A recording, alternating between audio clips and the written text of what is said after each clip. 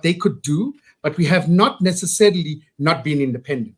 And we have managed, it has had some potholes and so forth along the way, but it was really a policy fashioned out under the time of Madiba by Thabo Mbeki and then put forward by Thabo Mbeki. And even with the difficulties we've had over the last 10 years or so, it has still managed to maintain that thrust. That's why South Africa still remains, with all its issues, still remains so respected into the international world, because we've managed that a lot better than many other countries, or most countries, in fact. Yes. Also, Donovan, in fact, when one looks at the reaction, and I was reading about the reaction within Saudi Arabia once this report was released, where they basically rejected this report completely. Then you have their supporters, the likes of the UAE, obviously saying that they've got full confidence in the judiciary system in Saudi Arabia. When you look at countries like Pakistan, for instance, they say they take note of the report, and they take note that it was the murder was referred to as an abhorrent crime. Now, at the end of the day, when one looks at all these reactions that are coming through, obviously some stronger than others, at the end of the day, Saudi Arabia has been seen as a pariah state.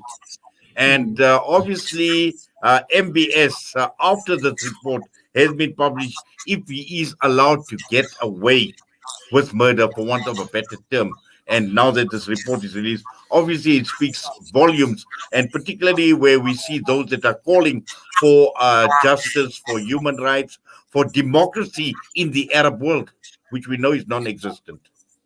The thought crossed my mind, Inayat, is to say that, okay, if President Biden says I'm dealing with the king because I'm the president, the equivalent to a deputy president or vice president in Saudi Arabia, or prime minister in a sense, would be the crown prince.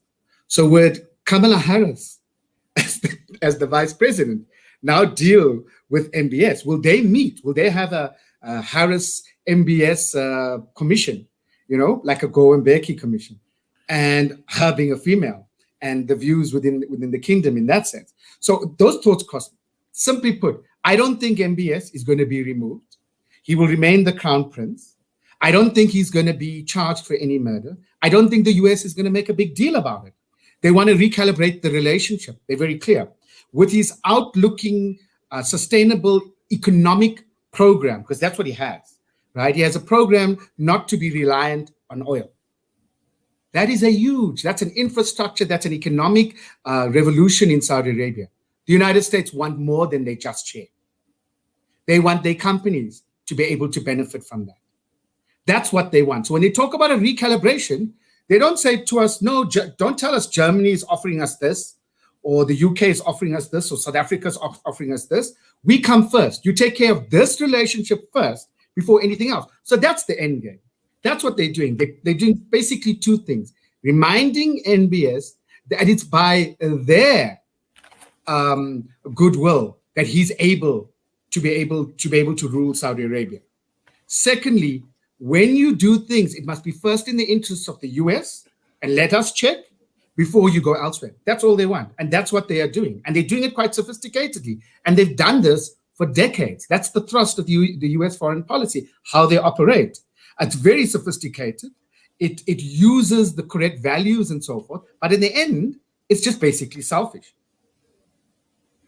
Well, certainly, Donovan, but as always, thank you. It's just on a lighter note, I actually quite like the rhyme, the Harris MBS combination, It just sounds, I don't know, just very, very catchy, in fact. And I think that I just thought on a lighter note, I needed to mention that to you.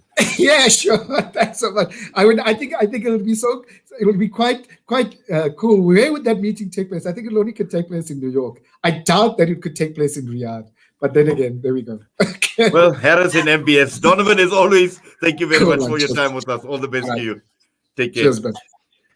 Well, that brings us straight on to 9 a.m. We're heading for the news. We come back. There's still a lot more to talk about from now right until 10 a.m. Stay with us here on News and Views on Salam Media.